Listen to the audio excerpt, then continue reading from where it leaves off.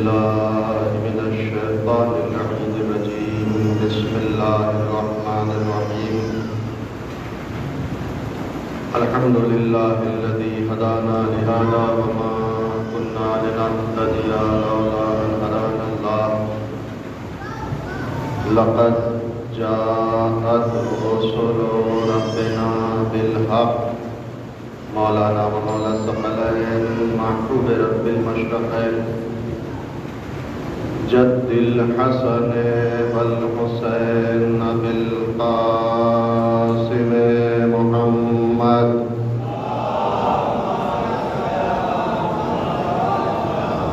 وعلى آل بيته الطيبين الطاهرين المعصومين المظلومين المنتجبين المنتخبين الذين أذهب الله عنهم الرجس وطهرهم تطهيرا.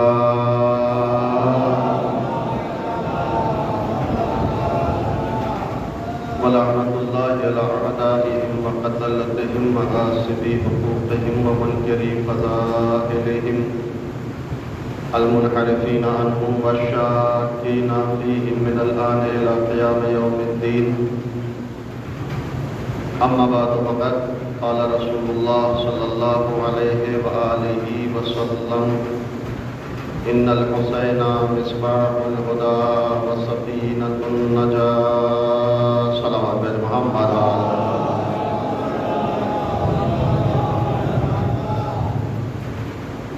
حضرت اگر جسارت نہ ہو تو ایک گزارش کرنا چاہتا ہوں آپ سے کہ جو فاصلے آپ نے بنائے ہیں اور دور دور ہو کر رہے ہیں تھوڑا سا قریب آ جائیں. ان فاصلوں کو ختم کر لیجیے تھوڑا سا قریب آ جائیں گے تو مجھے حوصلہ ملے گا. مجلس کا ماحول پہ مرتب ہو جائے گا. صلوات محمد علیہ وسلم.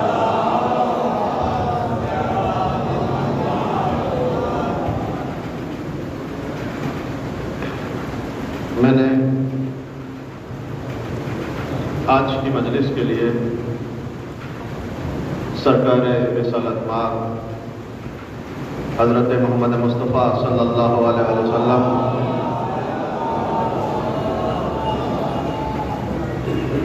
کے لسان حقیقی ترجمان سے نکلے ہوئے اس مشہور و معروف جملے کو سرنامہ سخن قرار دیا ہے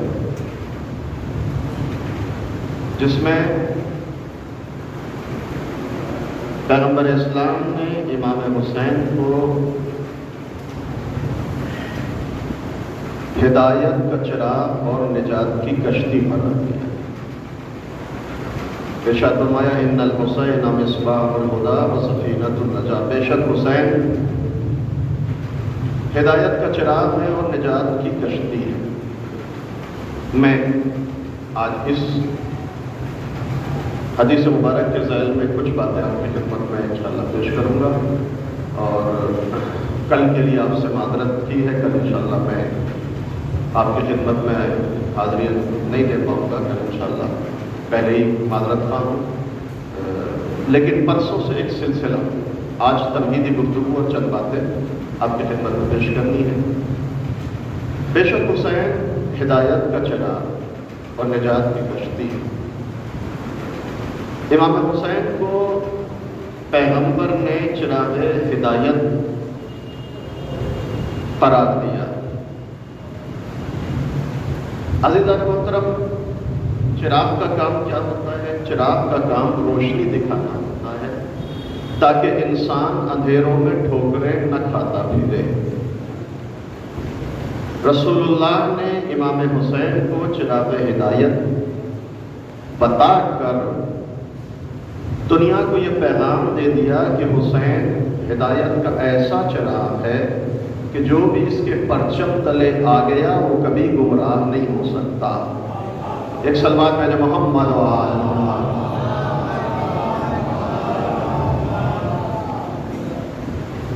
بے شک حسین ہدایت کا چراغ ہے اور نجات کی کشتی. چراغ کا کام روشنی دکھانا ہوتا ہے. امام حسین کو چراغ ہدایت قرار دیا گیا۔ حسین کل بھی چراغ ہدایت تھے، حسین آج بھی چراغ ہدایت ہیں، حسین کل بھی چراغ ہدایت رہیں گے۔ آج ظاہری اعتبار سے حسین کا چراغ حیات تو گل ہو گیا، لیکن اس کی روشنی ان مجلسوں کی شکل میں پوری کائنات میں کاروان بشریت کی رہنمائی کر رہی ہے۔ آج یہ چراغ ہدایت جلا ہوا ہے، تمام انسانوں کی ان مجلسوں کی شکل میں رہنمائی کر رہا ہے۔ اور یہ بھی یاد رکھیے گا، یہ چراغ ہدایت مجلسوں کی شکل میں، عزاداری کی شکل میں، بزم غم صف ماتم کی شکل میں بنی نوع انسان کی رہنمائی کر رہا ہے۔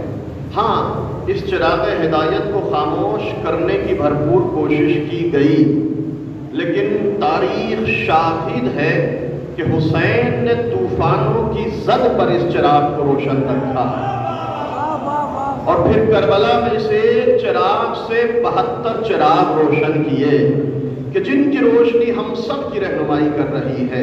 توجہ چاہتا ہوں، آج یہ مجلسیں، یہ عزاداری، یہ بزم غم، یہ صف ماتم، جو اسی چراغ ہدایت کا ایک نمونہ ہے جو کاروان بشریت کی رہنمائی کر رہی ہے۔ کسی نے بڑا خوبصورت جملہ کہا تھا، توجہ چاہتا ہوں، کہ اگر یہ مجلسیں نہ ہوتی، آج یہ عزاداری نہ ہوتی، یہ صف ماتم اور بزم غم نہ ہوتی، تو آج کا مسلمان بھی دین اسلام کو بالکل اسی طرح بھلا بیٹھا ہوتا جس طرح عہد یزید میں مسلمانوں نے یزید کی بد کرداریوں کا نام اسلام رکھ دیا تھا۔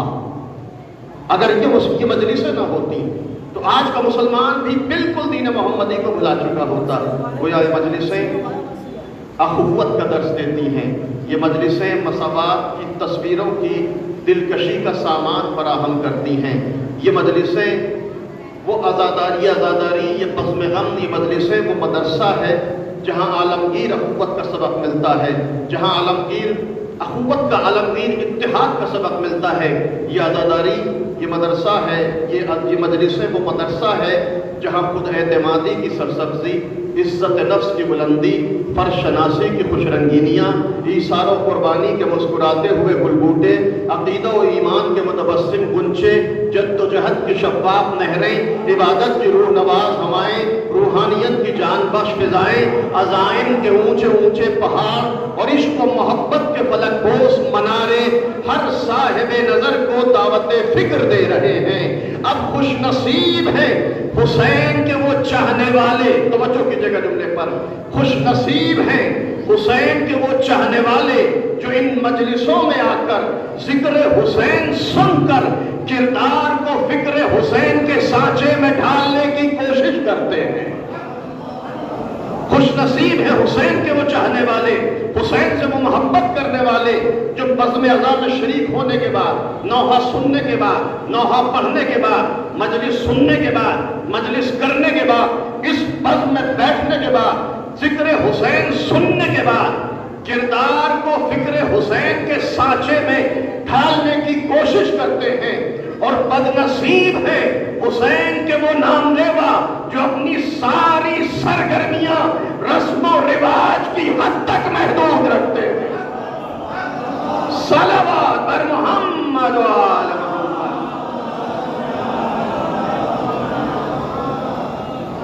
ذرا مل جل کر بلند آواز میں درود بھیجیں خدمت محمد و آل محمد۔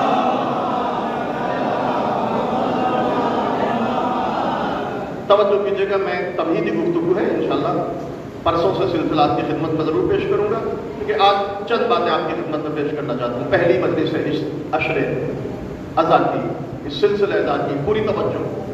خوش نصیب ہیں وہ افراد جو مجلسوں میں آتے ہیں، ذکر حسین سنتے ہیں، کردار کو فکر حسین کے سانچے میں ڈھالنے کی کوشش کرتے ہیں۔ اور بدنصیب ہیں وہ لوگ جو آتے تو ہیں لیکن اس فرش عزا سے کوئی عملی درس حاصل نہیں کر پاتے۔ اس ذکر حسین سے ان کی زندگی میں کوئی انقلاب نہیں آتا، عملی درس حاصل نہیں کرتے، بلکہ ایک رسم سمجھتے کہ ہر سال محرم کیا، پچھلے سال بھی کیا، اس سال بھی کر لیں گے، اگلے سال بھی کر لیں گے، نہ جانے کتنے سالوں سے محرم کیا، ہر سال محرم کیا اور کہانی ختم۔ لیکن اس فرش ادا سے کوئی عملی درس حاصل نہیں کیا. ہاں رسم تھی، منائی اور ختم ہو گیا، توجہ کیجیے گا. لیکن میں اکثر و بیشتر کہتا ہوں عزیزان محترم یاد رکھیے گا، یہ مجلسیں رسم نہیں ہے، ان کو رسم سمجھ کر انجام نہ دیں. یہ مجلسیں ہیں عبادت، یہ مجلسیں رسم نہیں ہیں، یہ مجلسیں عبادت ہیں. ان کو عبادت سمجھ کر انجام دیں. بڑا فرق ہے رسم میں اور عبادت میں. چونکہ پہلا سلسلہ ہے، پہلی مجلس ہے، لہٰذا میں تھوڑی سی باتیں رسم اور عزاداری کے سلسلے میں توجہ کیجیے گا. یہ مجلسیں رسم نہیں ہیں، یہ عبادت ہیں. بڑا فرق ہے عبادت میں اور رسم میں. دو فرق علماء نے بیان کیے ہیں رسم اور عبادت میں. توجہ چاہتا ہوں. اب آپ ذرا غور کریں، ہم نے کتنے سالوں سے محرم کیا، اس سال کی پہلی محرم سے لے کر آج تک مسلسل ہم مجلسیں کر رہے ہیں. لیکن ذرا غور کریں، ان مجلسوں کو ہم نے عبادت سمجھ کر انجام دیا یا رسم سمجھ کر انجام دیا؟ کیا فرق ہے رسم اور عبادت میں؟ پہلا فرق عزیزو یاد رکھیے گا، رسمیں محدود زمانے کے لیے ہوتی، عبادت ہمیشہ کے لیے ہوتی. رسمیں محدود زمانے کے لیے، محدود علاقے کے لیے، محدود محلوں کے لیے، محدود ملک کے لیے، محدود وقت کے لیے ہوتی ہیں. لیکن عبادت ہمیشہ کے لیے ہوتی ہے. ایسا نہیں ہے، توجہ کیجیے گا، ایسا تو نہیں ہے کہ نماز صرف یہاں والوں کے لیے ہو، دوسرے شہر والوں کے لیے نہ ہو، روزہ ہندوستان والوں کے لیے ہو، دوسرے ممالک والوں کے لیے نہ ہو. نہیں، عبادت سب کے لیے ہے اور ہمیشہ سے ہے اور ہمیشہ تک رہے گی. لیکن رسمیں محدود زمانے کے لیے ہوتی ہیں. کچھ رسمیں ہم مناتے ہیں، ہو سکتا ہے ہماری نسلیں نہ منائیں، ہو سکتا ہے ہمارے آباء و اجداد کچھ رسم مناتے تھے، آج ہم نہیں مناتے. کسی علاقے میں کچھ رسمیں ہیں، ہمارے علاقے میں نہیں ہیں، ہمارے علاقے میں ہے، دوسرے علاقے کے لوگ رسم نہیں مناتے. تو رسمیں محدود علاقے کے لیے، محدود زمانے کے لیے، محدود اقوام اور محدود قوموں کے لیے. لیکن عبادت ایسا نہیں ہے کہ یہاں کے لیے ہے وہاں کے لیے نہیں ہے. نماز یہاں والوں کے لیے ہے وہاں والوں کے لیے نہیں ہے. نماز سب کے لیے ہے اور ہمیشہ سے ہے اور ہمیشہ رہے گی. توجہ کیجیے گا، رسمیں آج ہیں کل نہیں ہوں گی، کل تھی آج نہیں ہے. ہم مناتے ہیں، ہمارے بچے نہیں منائیں گے، ہمارے آباء و اجداد نے منائی لیکن ہم نہیں مناتے. تو رسم محدود زمانے کے لیے، عبادت ہمیشہ کے لیے اور سب کے لیے. اب ذرا غور کریں، یہ مجلسیں، یہ عزاداری، یہ بزم غم، یہ صف ماتم عبادت ہے یا رسم؟ توجہ چاہتا ہوں. سوال، یہ مجلسیں رسم ہے یا عبادت؟ عزیزو اگر رسم ہوتی یہ مجلسیں یا عزاداری رسم ہوتی تو ختم ہو جاتی. اگر یہ مجلسیں رسم ہوتی تو ختم ہو جاتی. یہ مجلسیں ہیں عبادت، ہم نہ تھے تب بھی ہوتی تھی. یہ مجلسیں عبادت ہے، رسم محدود زمانے کے لیے، عبادت ہمیشہ کے لیے. یہ مجلسیں اگر رسم ہوتی تو ختم ہو جاتی. یہ مجلسیں ہیں عبادت، ہم نہ تھے تب بھی ہوتی تھی، ہم نہ رہیں گے تب بھی ہوتی رہیں گی. ذرا توجہ کیجیے گا، میں ایک نتیجہ دینا چاہتا ہوں، ایک منزل تک لے جانا چاہتا ہوں ان جملوں سے. اگر یہ مجلسیں رسم ہوتی تو ختم ہو جاتی. یہ مجلسیں ہیں عبادت، ہم نہ تھے تب بھی ہوتی تھی، ہم نہ رہیں گے تب بھی ہوتی رہیں گی. جب یہ بات ثابت ہو گئی کہ ہم رہیں یا نہ رہیں، یہ مجلسیں رہیں گی، ہم رہیں یا نہ رہیں، یہ عزاداری رہے گی، ہم رہیں یا نہ رہیں، یہ جلوس رہے گا. جب یہ بات ثابت ہو گئی کہ ہم رہیں یا نہ رہیں، یہ مجلسیں رہیں گی، تو اب کسی کو یہ کہنے کا حق نہیں ہے کہ عشرہ ہماری وجہ سے ہے، جلوس ہماری وجہ سے ہے، شبیداری ہماری وجہ سے ہے، تابوت ہماری وجہ سے ہے.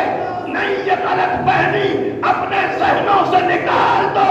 یہ مجلسیں ہماری وجہ سے نہیں ہے، ہمارا وجود مجلسوں کی وجہ سے.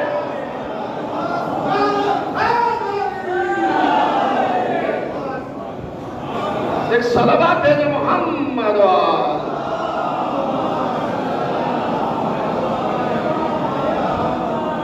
ذرا بلند اور بہتر انداز میں درود بھیجو حضرت محمد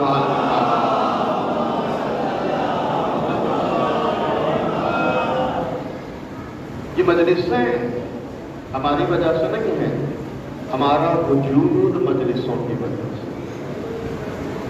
اب یہ کسی کو کہنے کا اختیار اور حق نہیں ہے۔ ہم نہ ہوتے تو ایسا نہ ہوتا، ہم نہ ہوتے تو جلوس میں رونق نہ ہوتی، ہم نہ ہوتے تو عشرہ نہ ہوتا، ہم نہ ہوتے تو امام باڑہ ایسا نہ ہوتا، فرش ادا نہ بیچتی، عشرہ نہ ہوتا، آزاداری نہ ہوتی۔ نہیں، یہ غلط فہمی اپنے ذہنوں سے نکال۔ تمہاری وجہ سے مجلسیں نہیں ہیں۔ اگر تمہیں کوئی جانتا اور پہچانتا ہے تو اسی فرش عزائے امام حسین کے صدقے اور طفیل۔ لہذا خبردار، یہ نہ کہنا کہ ہماری وجہ سے ہے، نہیں، تمہاری وجہ سے نہیں ہے۔ اچھا، آپ ناز کرتے ہیں، نخرے کرتے ہیں، غرور اور تکبر کر رہے ہیں کہ ہماری وجہ سے رونق ہے، ہماری وجہ سے انجمن ہے، ہماری وجہ سے شب بیداری ہے، ہماری وجہ سے فرش عزا ہے۔ اچھا، تھوڑی دیر کے لیے، کچھ دن کے لیے خود کو ذرا اس سلسلے سے دور کر لو، دیکھو رونقوں میں اضافہ ہوتا ہے یا رونقیں کم ہوتی ہیں۔ ایک صلوات بھیجو محمد و آل محمد۔ نہیں، ذرا بہتر انداز میں دور بھیجو عظمت محمد و آل محمد۔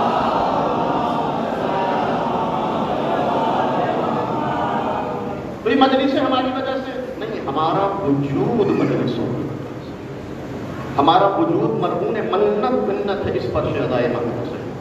لہذا اب دیکھیں، 3 سلسلے ہیں: مجلس کرنے والے، مجلس سننے والے، مجلس پڑھنے والے۔ کہیں نہ کہیں، کبھی نہ کبھی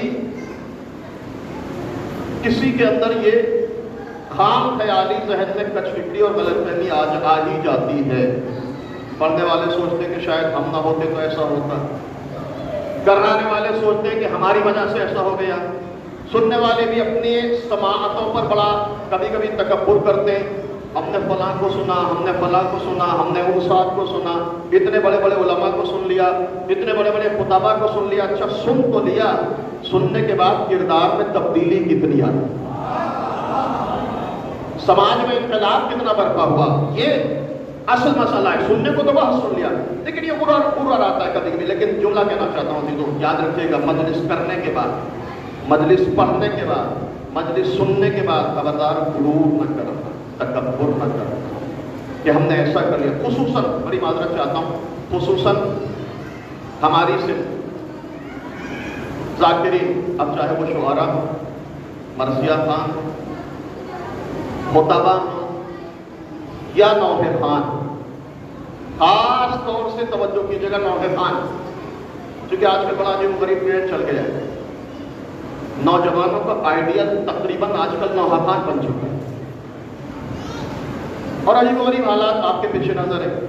مجلس پڑھنے کے بعد، مجلس سننے کے بعد، مرثیہ پڑھنے کے بعد، کتابت کرنے کے بعد، نوحہ پڑھنے کے بعد خبردار غرور نہ ہو، تکبر نہ ہو، تکبر نہ ہو۔ خصوصاً، بڑی معذرت چاہتا ہوں، خصوصاً یہ جو نوحہ خان ہمارا طبقہ ہے نا، ان میں ہم نے دیکھا بعض اوقات کچھ لوگ، سب ایسے نہیں، الحمدللہ ایک بڑی تعداد بڑے خلوص اور عقیدت سے امام حسین کا نوحہ پڑھتی ہے، امام حسین یہ اداکاری کرتی ہے، لیکن کچھ لوگ نوحہ خوانی شروع کی، نوحہ خوانی کے صدقے میں اللہ نے عزتوں سے نوازا۔ اب جو صاحبان ظرف تھے ان کو تو یہ عزت راس آئی، لیکن جو کم ظرف تھے نا، انہوں نے پھولنا شروع کر دیا۔ ایک عجیب تکبر، ایک عجیب غرور، ایک عجیب نخوت۔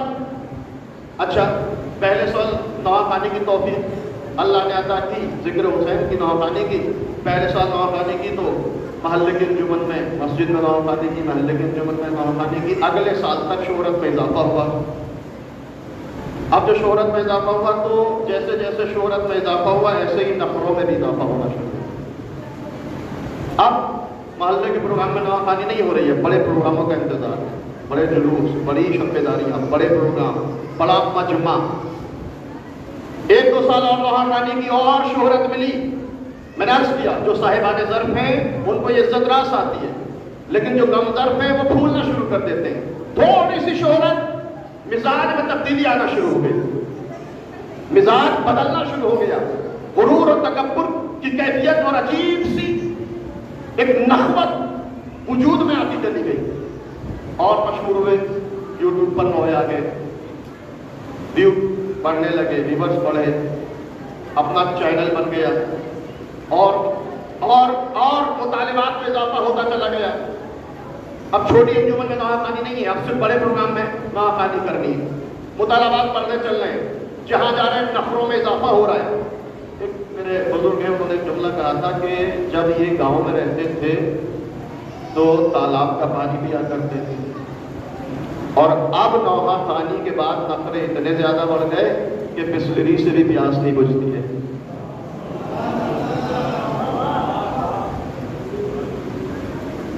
شہرت ملی، ادھر شہرت ملتی جا رہی ہے، ادھر نفروں میں اضافہ ہوتا چلا جا رہا ہے۔ نہ صرف نفرے بلکہ حالات اور حلیے میں بھی تبدیلی آئی۔ پچھلے سال محرم میں ملے تھے، بڑی معصوم شکل تھی، اس سال جو ایام اعظام میں ملاقات ہوئی تو بال یہاں تک آ چکے ہیں، ہاتھوں میں عجیب و غریب قسم کے زیورات ملبوس ہیں، پرانے دوستوں کو پہچاننے کے لیے تیار نہیں ہیں۔ میں ایک جملہ کہنا چاہتا ہوں، ذکر حسین کرنے کے بعد، خبردار، ذکر حسین کرنے کے بعد، نوحہ پڑھنے کے بعد، خطابت کرنے کے بعد، مرثیہ خوانی کرنے کے بعد، سوز خوانی کرنے کے بعد، خبردار، ذکر حسین کرنے کے بعد غرور نہ کرو، تکبر نہ کرو، بلکہ شکر ادا کرو اس خدا کا کہ جس نے اپنے حسین کے ذکر کے لیے تمہارا انتخاب کر لیا۔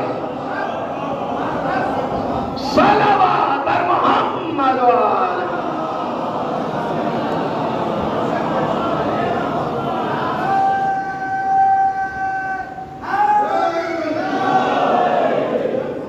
ذرا بلند آواز میں درود بھیجیں حضرت محمد و آل محمد۔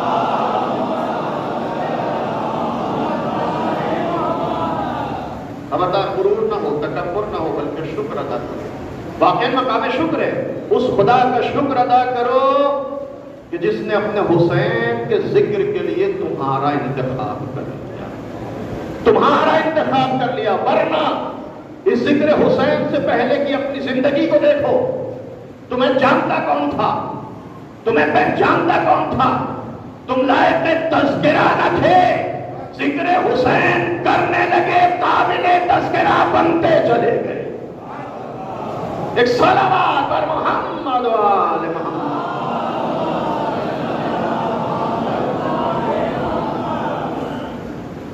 توجہ چاہتا ہوں، میں نے عرض کیا آج توحیدی گفتگو ہے، اسی طرح کے تجربے آپ کی خدمت میں پیش کروں گا۔ یہ مجلس رسم نہیں ہے، یہ عزاداری رسم نہیں ہے، اگر رسم ہوتی تو ختم ہو جائے۔ ہم نہ تھے تب بھی مجلسیں تھیں، ہم نہ رہیں گے تب بھی مجلسیں رہیں گی۔ لہذا کوئی نہ کہے کہ ہماری وجہ سے مجلس، ہم نوحہ خوانی کرنے لہذا ہماری وجہ سے، ہم خطابت کرنے لہذا ہماری وجہ سے نہیں، ہمارا وجود ان مجلسوں کے وجہ سے، ہمارا وجود ان مجلسوں کی وجہ سے۔ پہلا فرق، رسم محدود زمانے کے لیے ہوتی ہے، عبادت ہمیشہ کے لیے ہوتی ہے۔ مجلسیں اگر رسم ہوتی تو ختم ہو جاتی، مجلسیں عبادت ہیں، ہمیشہ سے ہیں اور ہمیشہ رہیں گی۔ توجہ کیجیے۔ دوسرا فرق اور علماء نے بیان کیا ہے رسم اور عبادت کا، ذرا تجزیہ کرنا ہے۔ عشرہ منا رہے ہیں، عبادت سمجھ کر یا رسم سمجھ کر؟ محرم کیا ہے، مجلسیں کی ہیں، رسم سمجھ کر یا عبادت سمجھ کر؟ عزاداری کرتے ہیں، عزاداری رسم ہے یا عبادت ہے؟ ذرا غور کیجیے گا۔ دوسرا فرق یاد رکھیے گا، رسموں میں کوئی اثر نہیں ہوتا۔ علماء بیان کرتے ہیں رسم اور عبادت کا دوسرا فرق، تجزیہ ہے کہ رسم، یہ مجلس رسم ہے یا عبادت؟ دوسرا فرق، رسموں میں کوئی اثر نہیں ہوتا، لیکن اللہ نے اپنی ہر عبادت میں اثر رکھا۔ کوئی بھی عبادت ایسی نہیں ہے جس کا اثر نہ ہو۔ آپ دیکھیں نماز کا اثر ہے، کیا اثر ہے نماز کا؟ نماز تم کو فحشاء اور منکرات سے بچاتی ہے۔ ان الصلاۃ تنہی عن الفحشاء والمنکرات، نماز انسان کو برائیوں سے بچاتی ہے، فحشاء اور منکرات سے بچاتی ہے۔ روزے کا اثر کیا ہے؟ لعلکم تتقون، روزہ انسان کو متقی بناتا ہے۔ حج کا اثر کیا ہے؟ قوت ارادی مضبوط ہوتی ہے۔ زکوٰۃ کا اثر کیا ہے؟ مال میں خدا برکت عطا کرتا ہے۔ ہر عبادت میں اللہ نے اثر رکھا، توجہ کیجیے گا۔ ہر عبادت میں اللہ نے اثر رکھا۔ نماز عبادت ہے، اس کا اثر ایک شخص چھٹے امام میں جعفر صادق علیہ الصلوۃ والسلام کے اندر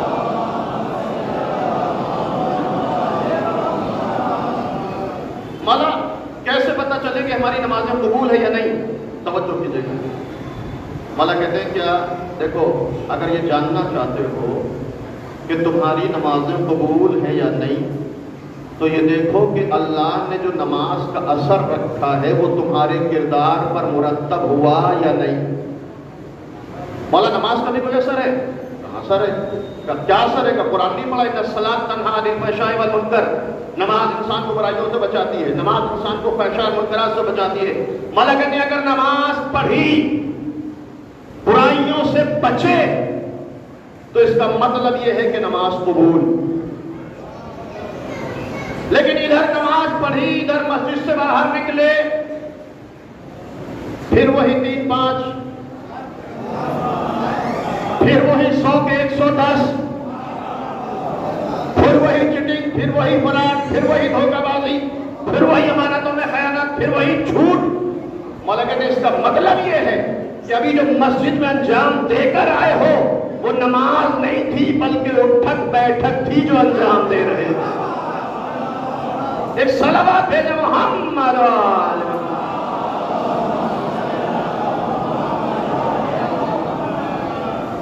نماز کا اثر ہے، اگر کردار پر مرتب ہوا تو سمجھنا قبول ہے، اور اگر کردار پر اثر مرتب نہیں ہوا تو اس کا مطلب یہ عبادت نہیں ہے، اٹھک بیٹھک کی جو انجام دے رہے ہیں۔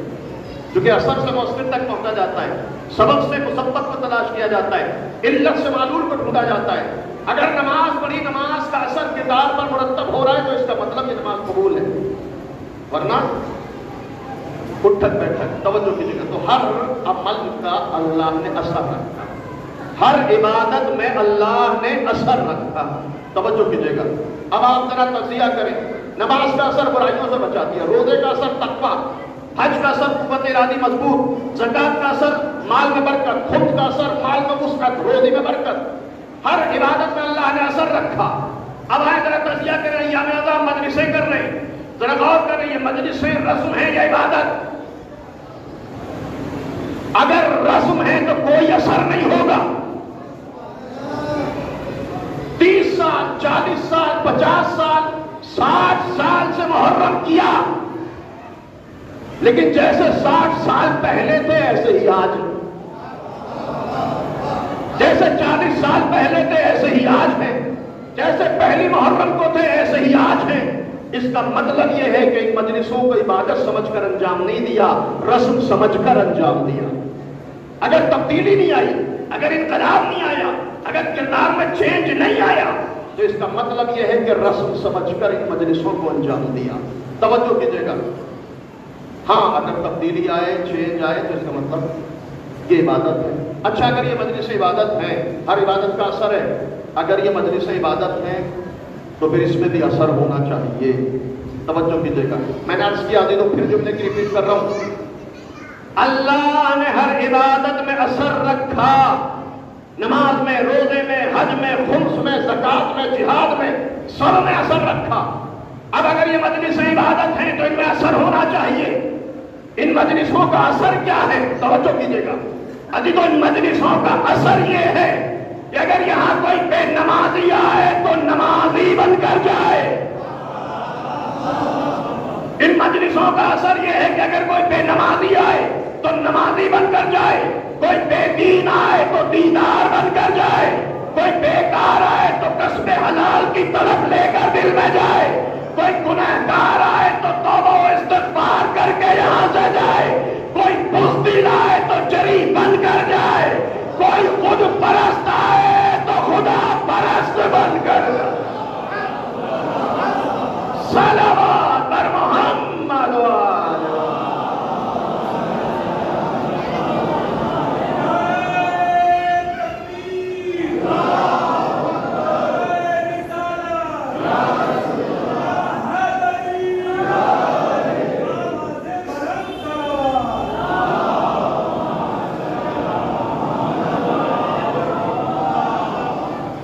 ایک اور درود بھیجے حضرت محمد وعلیہ۔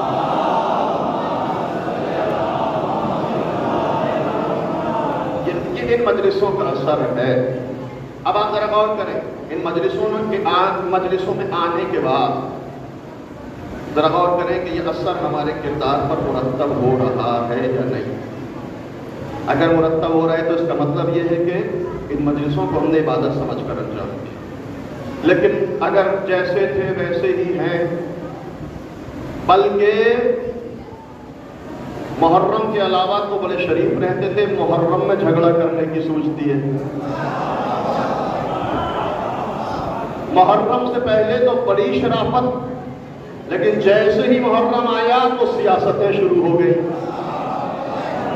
تو اس کا مطلب یہ ہے کہ ان مجلسوں کو ہم نے عبادت نہیں سمجھا، ان مجلسوں کو رسم سمجھا۔ توجہ کیجیے گا، یہ مجلسوں کو رسم سمجھا ہے۔ اچھا ایک بات اور کہنا چاہتا ہوں اس سلسلے میں، دیکھنا ہے مجلس رسم ہے عبادت، میں نے کیا عبادت ہے، اس کے اثرات موجود ہونے چاہیے۔ اس کا اثر یہ ہے کہ اگر بے نمازی آ رہا ہے تو نمازی بن کر جائے، دوستی لا رہا ہے تو جری بن کر جائے، خود پرست آ رہا ہے تو خدا پرست بن کر جائے۔ یہ بھی یاد رکھیے گا، عبادت کا اثر عبادت کے بعد ظاہر ہوتا ہے۔ جب آپ نے نماز پڑھ لی، اب نماز کے بعد آپ برائیوں سے بچیں۔ روزہ رکھ لیا، رمضان کے بعد کردار میں تقوی کی جلوہ نمائی ہوگی۔ عبادت کا اثر عبادت کے بعد ظاہر ہوتا ہے۔ اب توجہ کیجیے گا، کیسے پتہ چلے کہ یہ مجلسیں ہم نے رسم سمجھ کر منائی یا عبادت سمجھ کر منوائی؟ عبادت کا اثر عبادت کے بعد ظاہر ہوتا ہے۔ جب آپ نے پہلی محرم سے لے کر 8 ربیع الاول تک مسلسل مجلسیں کی بنام عبادت، 8 ربیع الاول کے بعد والا جو دن آئے گا نا، اس دن پتا چلے گا کہ مجلسوں کو رسم سمجھ کر انجام دیا یا عبادت سمجھ کر انجام دیا۔ اگر 9 ربیع الاول کی صبح قدم گناہوں کی طرف بڑھ جائے تو اس کا مطلب یہ ہے کہ رسم سمجھ کر مجلسیں انجام دی تھی۔ اگر دامن کردار گناہوں کی آلودگیوں سے پاک رہے تو اس کا مطلب یہ ہے کہ مجلسوں کو عبادت سمجھ کر انجام دیا، کیونکہ اثر عبادت کے بعد ظاہر ہوتا ہے۔ توجہ کیجیے گا، اب آپ ذرا غور کیجیے، حالات آپ کے پیش نظر ہیں۔ یہ مجلس رسم ہے، عبادت۔ جب انسان عبادت سمجھتا ہے تو کردار میں ان مجلسوں کا اثر واضح طور پر نظر آنا شروع ہو جاتا ہے۔ لیکن جب ان کو رسم سمجھا تو سیاست، منافقت، لڑائی جھگڑے، خود نمائی، شہرت، مادیت، خود غرضی اور عجیب و غریب قسم کی جہالت ہمارے سماج میں پنپنا شروع ہو جاتی ہے جب ان مجلسوں کو رسم سمجھتے ہیں۔ اس کی ایک مثال، جب ہم نے مجلسوں کو رسم سمجھا تو ہمارے نوجوان ہم سے پوچھتے ہیں کہ مولانا صاحب نماز افضل ہے یا مجلس افضل ہے؟ ذرا توجہ کیجیے گا، یہ عام طور سے سوال ہوتا ہے۔ میں اکثر و بیشتر اپنی مجلس میں کہتا ہوں، یہ جاہلانہ سوال، یہ احمقانہ سوال کیوں ہو رہا ہے؟ نماز اور مجلس کے درمیان مقابلہ، نماز افضل یا مجلس افضل، مجلس افضل یا نماز افضل، یہ جاہلانہ ٹکراؤ کیوں ہے؟ شاید اس لیے کہ ہم نے نماز کو تو عبادت سمجھا لیکن مجلسوں کو عبادت نہیں سمجھا۔ اگر مجلسوں کو عبادت سمجھا ہوتا تو نماز جیسی عبادت سے ٹکرانے کی کوشش نہ کی جاتی۔ چونکہ ہم نے مجلسوں کو رسم سمجھا، لہذا نماز افضل یا مجلس افضل، مجلس افضل یا نماز افضل، مسلسل ایک خصوصاً ایام اعظام میں ہمارے نوجوان آپس میں یہ بحث اور گفتگو کرتے ہوئے نظر آتے ہیں، نماز افضل یا مجلس افضل۔ اچھا یہ بھی یاد رکھیے گا، یہ جاہلانہ ٹکراؤ، یہ احمقانہ ٹکراؤ کون ان بے وقوفوں کو بتائے کہ جو نماز ہے وہی مجلس ہے، جو مجلس ہے وہی نماز ہے۔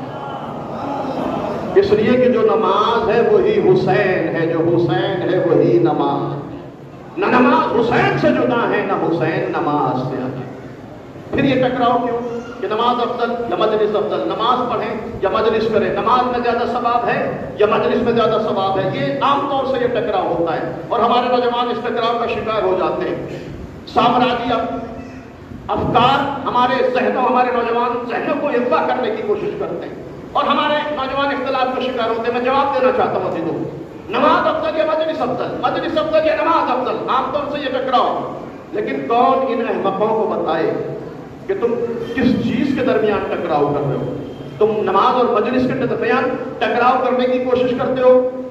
دیکھو تمہیں یہی نہیں پتا کہ ٹکراؤ کا اصول کیا ہے، ٹکراؤ کس چیز کے درمیان ہوتا ہے۔ کون ان احمقوں کو بتائے کہ ٹکراؤ کا اصول ہوتا ہے، ٹکراؤ کے قانون ہوتے ہیں، ٹکراؤ ہمیشہ حق و باطل میں ہوتا ہے، حق کبھی حق سے نہیں ٹکرایا جاتا. صلوات محمد وآل محمد.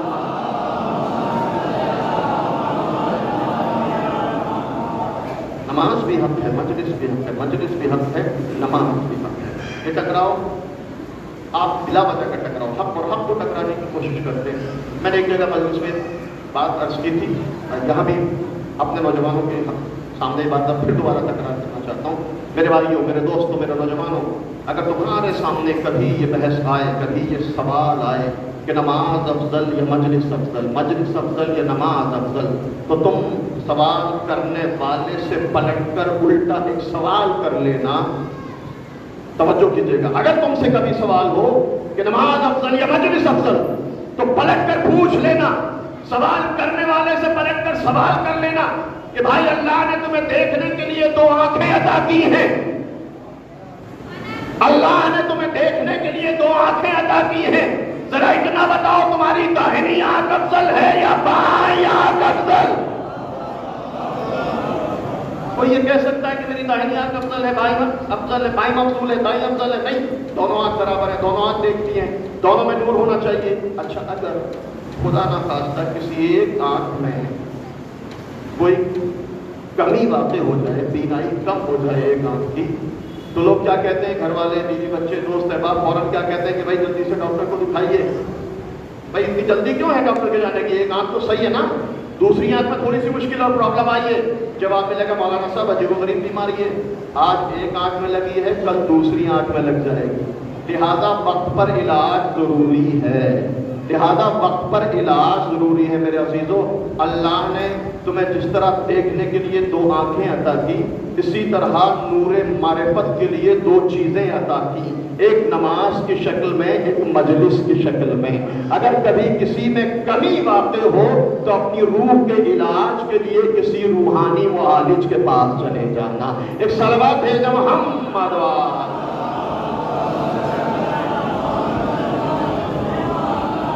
چونکہ تو نماز ہے وہی حسین، جو حسین ہے وہی نماز. نہ نماز حسین سے جدا ہے، نہ حسین نماز سے جدا ہے. آپ ذرا غور کیجیے، میں سنجیدگی سے یہ بات کہہ رہا ہوں. یہ جو ٹکراؤ کرتے ہیں نا عام طور سے، جو ان بحثوں میں الجھتے ہیں کہ نماز افضل ہے یا مجلس افضل ہے، کون لوگ ہیں؟ کس قسم کے لوگ ہیں؟ آپ دیکھیں، جو یہ سوال کریں کہ نماز افضل یا مجلس افضل، جو بھی انسان آپ سے سوال کرے کہ نماز افضل یا مجلس افضل، کون ہے؟ کس طرح کے، کس قماش کے لوگ ہیں؟ عزیزو، جو بھی یہ سوال کرے گا کہ نماز افضل یا مجلس افضل، آپ دیکھ لیجیے، میں ذمہ داری سے کہہ رہا ہوں، جو بھی یہ کہے کہ نماز افضل یا مجلس افضل، تو آپ ذرا اس کے کردار کو دیکھیے، یا تو وہ نماز نہیں پڑھتا ہوگا یا مجلس نہیں کرتا ہوگا. یہ ناممکن ہے اگر انسان نماز بھی پڑھے اور مجلس بھی کرے، اس کے بعد یہ جاہلانہ ٹکراؤ. اور یہ بھی ذرا غور کیجیے، اس ٹکراؤ کو کبھی کبھی ہمارا ممبر ہوا دیتا ہے، شاعری کی شکل میں، کتابت کی شکل میں. ایک طبقہ نعوذ باللہ نماز کی محبت میں مجلس کی توہین کرتا ہے، دوسرا طبقہ خدا نہ خواستہ نماز کی توہین کرنا شروع کر دیتا ہے. یہ جاہلانہ ٹکراؤ، اس کے اثرات بڑے خراب ہیں. ذرا مقام لمحے فکریہ ہے، ذرا غور کریں. یہ ٹکراؤ ہوتا ہے، ہمارے ممبر سے ٹکراؤ ہوتا ہے، نوجوان 2 حصوں میں منقسم ہو جاتے ہیں، قوم 2 حصوں میں بٹ جاتی ہے، دشمن ہماری حالت پر مسکراتا رہتا ہے. توجہ کیجیے گا، ہوتا ہے ٹکراؤ، شاعری کی شکل میں بھی ہوتا ہے. دیکھیں، میں ایک شعر آپ کی خدمت میں، تھوڑا مشہور ہے، لوگ برداشت دیتے ہیں. یا یوں کہوں کہ دلبر زہرا کے واسطے خلاق 2 جہاں کی عبادت رکی رہی. شاعر نے شعر پڑھا، ہم نے داد و تحسین سے نوازنا شروع کر دیا، یہ بھی نہیں سوچا کہ کیا غضب ہو گیا. یا یوں کہوں کہ دلبر زہرا کے واسطے خلاق 2 جہاں کی عبادت رکی رہی، ٹکرا دیا حسین کو نماز سے. واقعے میں غور ہی نہیں کیا. یا یوں کہوں کہ دلبر زہرا کے واسطے خلاق 2 جہاں کی عبادت رکی رہی. کس نے کہا کہ عبادت رکی؟ واقعے میں غور ہی نہیں کیا. کب عبادت رکی؟ کس نے کہا عبادت رکی؟ تھوڑا سا اگر واقعے میں غور کر لیا جاتا تو یہ نہ کہا جاتا کہ خلاق 2 جہاں کی عبادت رکی رہی. عزیزو، واقعہ کیا ہے؟ رسول سجدے میں ہیں، حسین پشت رسالت میں ہے. توجہ کیجیے گا، رسول سجدے میں، حسین پشت رسالت پر، رسول نے اپنے سجدے کو طول دیا. شاعر نے تو بندی کی کہ اللہ کی عبادت رک گئی. کب اللہ کی عبادت رکی؟ کس نے کہا اللہ کی عبادت رکی؟ ذرا واقعے میں غور کیجیے. رسول سجدے میں، حسین پشت رسالت پر، پیغمبر نے سجدے کو طول دیا. تاریخ کہتی ہے کہ آج سے پہلے پیغمبر 7 مرتبہ سبحان اللہ کہتے تھے. ابھی تک 7 مرتبہ سبحان اللہ. لیکن جیسے ہی حسین پشت رسالت پر آئے، پیغمبر نے 7 مرتبہ نہیں 70 مرتبہ سبحان اللہ سبحان اللہ سبحان اللہ سجدے کو طول دیا. 7 مرتبہ نہیں 70 مرتبہ سبحان اللہ کہا. شاعر نے کہا کہ عبادت رک گئی. پیغمبر نے سجدے کو طول دیا. یا رسول اللہ، یہ سجدے کو طول دینے کی ضرورت کیا ہے؟ آپ حسین آپ کی پشت پر آئے، آپ کا نواز صاحب کا چہیتا نواز ہے، آپ اشارہ کر دیجئے حسین پشت سے اتر جائیں گے. آپ جبریل سے کہیے جبریل حسین کو پشت سے اتار دیں گے. یہ آپ سجدے کو طول کیوں دے رہے ہیں؟ یہ 7 کو 70 میں تبدیل کیوں کر رہے ہیں؟ سبحان اللہ سبحان اللہ سبحان اللہ. 7 مرتبہ نہیں 70 مرتبہ پیغمبر نے سبحان اللہ سجدے کو طول دے کر، ذکر سجدہ کو 70 مرتبہ کہہ کر دنیا کو یہ پیغام دیا کہ دیکھو حسین میری پشت پر ہے.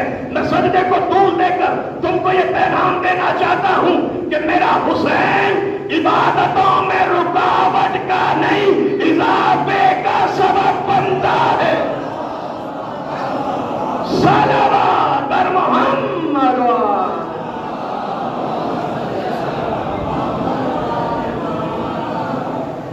بلند ترین صلوات بھیجیں امت محمد.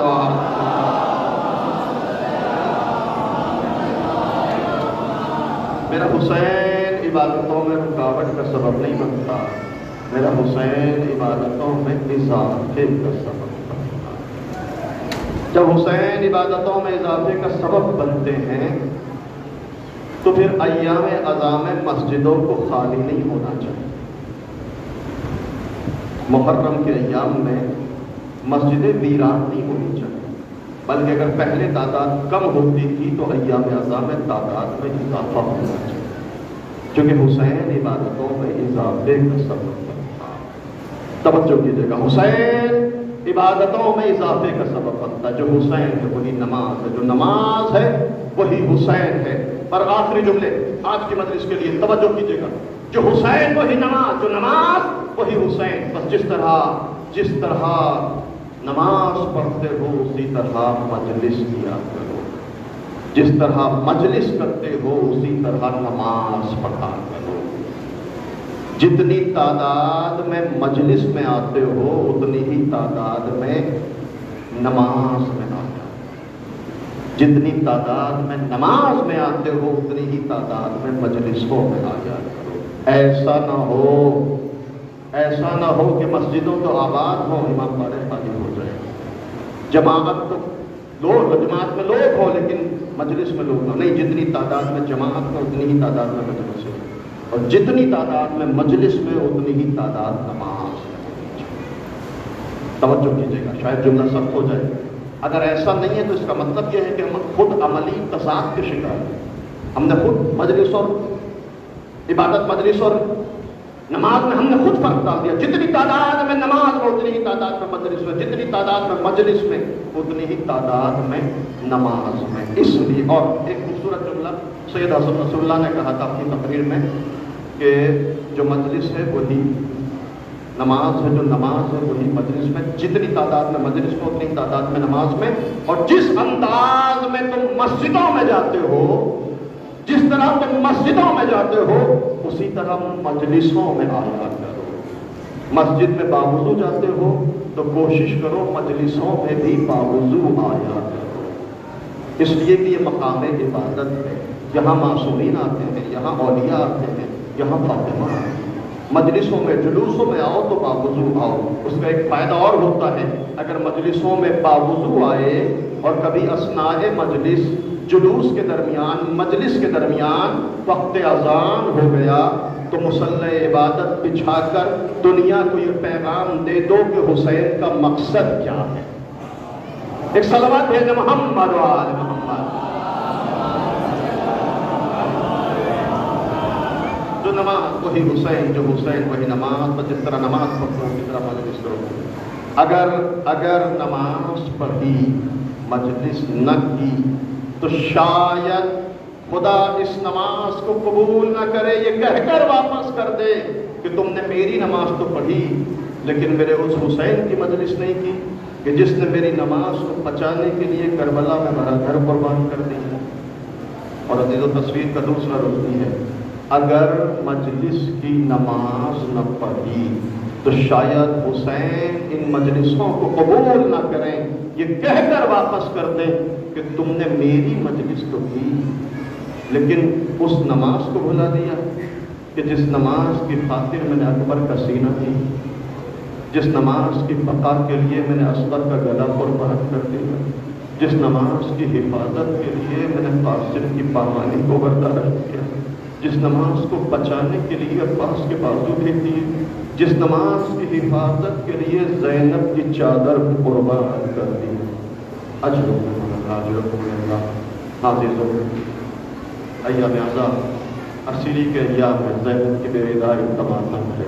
سید سجاد سے پوچھا جاتا ہے، مولا سب سے زیادہ مظالم کہاں، سب سے زیادہ ظلم کا سامنا کہاں؟ سید سجاد نے طرف کر آواز دی تھی، شام الشام الشام. اجرکم اللہ ہونے کے لیے آمادہ ہو گئے. فرش عزائے حسین کی چھوڑی اشر مجالس کی پہلی مجلس ہے. حاضروں، بڑی تاکید ہے ائمہ کی طرف سے کہ جب بھی رونے کا دل چاہے تو میرے جد حسین مظلوم کا ماتم کرنا. امام رضا اپنے صحابی ابن شبیب سے کہتے ہیں، ابن شبیب ان کنت باکیا فابکی للحسین. ابن شبیب اگر رونا چاہو، اگر تمہارا دل گریہ کرنے کا چاہے تو دیکھو خبردار کسی چیز پر آنسو نہ بہانا، میرے جد حسین مظلوم کا ماتم کرنا. مولا کیوں اتنی تاکید کیوں ہے؟ کہ اس لیے کہ فَإِنَّهُ ذُبِحَ كَمَا يُذْبَحُ الْكَبْشُ. ابن شبیب اس لیے کہ میرے جد حسین مظلوم کو کربلا کے بیابان میں اس طرح ذبح کر دیا گیا جیسے زمانے جاہلیت میں عرب اپنے گوسفندوں کو ذبح کرتے تھے. اجرکم اللہ. اجر. ہاں، ائمہ نے بڑی تاکید کی ہے. خوش نصیب وہ لوگ جنہوں نے فرش عطا بچھائی ہے، خوش نصیب ہیں وہ لوگ جو مجلسوں میں آتے ہیں، خوش نصیب ہیں وہ لوگ جو مجلسیں پڑھتے ہیں، جو نوحرمانی جو مرثیہ خوانی کرتے ہیں، اس لیے کہ آرزوئے معصومین ہے کہ میرے جد حسین مظلوم کا ماتم ہو، ہمارے جد حسین مظلوم کی مجلس ہو. خود ائمہ نے مجلسیں اپنے گھروں میں برگزار کی ہیں. روایت کہتی ہے 8ویں امام ایام عذا چل رہے ہیں، 8ویں امام کے گھر میں فرش عزا امام حسین بچھی ہوئی ہے، 8ویں امام کے چاہنے والے مجلس میں بیٹھے ہوئے ہیں. امام منبر سے اپنے جد حسین مظلوم کے مسائل بیان کر رہے ہیں. ذرا تصور کیجئے مجلس کی معنویت کیسی ہوگی. امام معصوم اپنے جد حسین مظلوم کا مرثیہ پڑھ رہا ہے، واہ حسینہ واہ غربتا واہ عطشا کی صدائیں بلند ہیں. 8ویں امام مرثیہ پڑھ رہے ہیں، لیکن عزیزو روایت کہتی ہے کہ اچانک 8ویں امام کی نگاہوں نے دیکھا چاہنے والا دیبل خزائی وارد مجلس ہو گیا. امام نے جیسے ہی دیبل کو دیکھا کہ دیبل تم ہمارے جد کے شاعر ہو، دیبل تم ہمیشہ میرے جد کا مرثیہ لکھتے ہو. دیبل ایام عزا چل رہے ہیں، دیبل ایام سوگواری چل رہے ہیں، دیبل کیا اس سال بھی تم نے میرے کوئی جد کا کوئی نیا مرثیہ لکھا ہے؟ دیبل نے ہاتھوں کو جوڑا، مولا اسی مرثیے کو سنانے کے لیے حاضر ہوا ہوں. عزیز ذرا محسوس کیجئے گا، دیبل کہتے مولا اسی مرثیے کو سنانے کے لیے حاضر ہوا ہوں. جیسے ہی دیبل نے یہ جملہ کہا، ایک مرتبہ امام منبر سے نیچے تشریف لائے. دیبل تم منبر پر بیٹھو، میں فرش عزا پر بیٹھوں گا، میرے جد حسین مظلوم کا مرثیہ پڑھو. دیبل منبر پر بیٹھ کر میرے جد حسین مظلوم کا مرثیہ پڑھو. امام کا حکم تھا. دیبل منبر پر تشریف لائے، مرثیہ پڑھنا شروع کرنا چاہتے ہیں کہ اچانک امام کھڑے ہوئے، گھر میں تشریف لائے، آواز دی، اے خواتین خانہ جمع ہو جاؤ، اے گھر کی عورتوں جمع ہو جاؤ، اس لیے کہ میرے جد حسین مظلوم کی مجلس ہے. میرے جد حسین کا شاعر دیبل خزائی میرے جد کا مرثیہ پڑھ رہا ہے. اے گھر کی عورتوں جمع ہو جاؤ. इमाम का हुक्म, खवातीन खाना जमा हुई, पर्दे का एहतमाम हुआ। उधर खवातीन है, इधर चाहने वाले मौजूद हैं। इमाम ने अपने इस अमल से हमको ये पैगाम दिया कि अज़ादारी में खवातीन की शिरकत जरूरी है, लेकिन पर्दे के एहतमाम के साथ, हिजाब के इंतजाम के साथ। उधर खवातीन, पर्दे का एहतमाम, उधर खवातीन बैठी हैं, इधर चाहने वाले मौजूद हैं। इमाम फिर आगे आए, कहा दे दिल अब मेरे जद का मरसिया पढ़ो, दे दिल अब मेरे जद हुसैन मजलूम का मरसिया पढ़ो। जैसे ही हुक्म मिला, देबिल ने मरसिया पढ़ना शुरू किया। हुसैन के मरसिया खानो, हुसैन के नौहा खानो, हुसैन के जाकिरो अपने मुकद्दर पर नाज करो। वक्त का इमाम फर्श अज़ा पर बैठा है, अपने जद के जाकिर को हुक्म दिया कि तुम मिंबर पर बैठो, मैं फर्श अज़ा पर बैठूंगा। हाजिरो देबिल ने मरसिया पढ़ना शुरू किया। अजीब व गरीब मरसिया है। देबिल तमहीद में कहते हैं कि दुनिया का कोई भी खानदान क्यों ना हो, गरीब से गरीब खानदान क्यों ना हो, कमजोर से कमजोर खानदान क्यों ना हो, अजीब अजीब मरसिया है। दामन अरबी अदब में आज भी देबिल का ये मरसिया महफूज है। देबिल कहते हैं दुनिया का कमजोर से कमजोर खानदान क्यों ना हो, हर खानदान का एक कब्रिस्तान होता है, हर कबीले का एक गोरिस्तान होता है, जहां मरने वाले को उसके खानदानी कब्रिस्तान में, उसके आबाई कब्रिस्तान में दफन कर दिया जाता है। हाँ जी, तो हमारे भी ऐसे ही है ना, अगर मरने वाला परदेश पे मर जाए, चिबसा वसीयत करता है कि मुझे मेरे बाप के पहलू में दफन करना, मुझे मेरी माँ के बराबर में दफन करना, मुझको मेरे आबाई कब्रिस्तान में दफन करना। देबिल कहते हैं कमजोर से कमजोर कबीला क्यों ना हो, कमजोर से कमजोर ज़ईफ से ज़ईफ खानदान क्यों ना हो, हर खानदान का एक कब्रिस्तान, हर कबीले का एक गोरिस्तान होता है। देबिल कहते हैं लेकिन सलाम हो अहले बैत की मजलूमियत पर, अरे जिनका कोई कब्रिस्तान नहीं, जिनका कोई गोरिस्तान नहीं, कोई मदीने में दफन है, कोई नजफ में दफन है, कोई बकी में दफन है, कोई करबला में दफन है, कोई काज़मैन में दफन है। अज़ादारों यहाँ तक देबिल ने मरसिया पढ़ा कि कोई काज़मैन में दफन है। आठवें इमाम फिर खड़े हो जाते हैं, देबिल तुमने यहाँ तक तो कहा कि कोई काज़मैन में दफन है, देबिल मेरे कहने से अपने मरसिये में एक शेर का इजाफा कर लो। देबिल ने हाथों को जोड़ा, मौला किस शेर का इजाफा करना है? देबिल तुमने यहाँ तक कहा कि कोई काज़मैन में दफन है, देबिल यहाँ से इजाफा करो कि कोई वतन से दूर आलमे गुरबत में मशहद और दूस की वादियों में जाके दफन हो गया। जैसे ही इमाम ने कहा, देबिल ने फिर हाथों को जोड़ा, मौला मौला आपके दर का गुलाम हो, मौला आपके दर का शायर हो, मौला मुझे नहीं मालूम आपके खानदान की कौन सी बद मशहद में जाके दफन हुई। एक मतलब इमाम ने देबिल से कहा, देबिल कुछ दिन के बाद सुनोगे तुम्हारा ये मजलूम इमाम, तुम्हारा ये गरीब इमाम